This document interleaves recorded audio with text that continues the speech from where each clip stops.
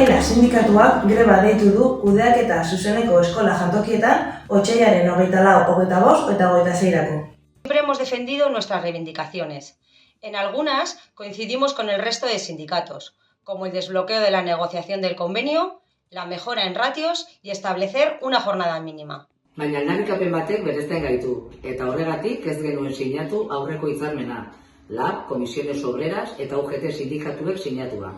Hitzarmen hori ez sinatzearen arrazoia, negoziazioaren kontrola ez zela bermatzen eta soldata igoerari muga jartzen zitzaiola izan zen. En ELA queremos un convenio en el que las partes negociadoras tengamos el control y no queremos que nuestras condiciones dependan de terceros. Gure baldintzak negoziatzeko orduan ez dugu soldata zabairik nahi. No queremos depender de la administración pública. Otsailaren 24an, 25ean eta 26ean danok grebara. Otsailaren 24an, 25ean eta 26ean danok grebara. Otsailaren 24an, 25ean eta 26ean denok grebara.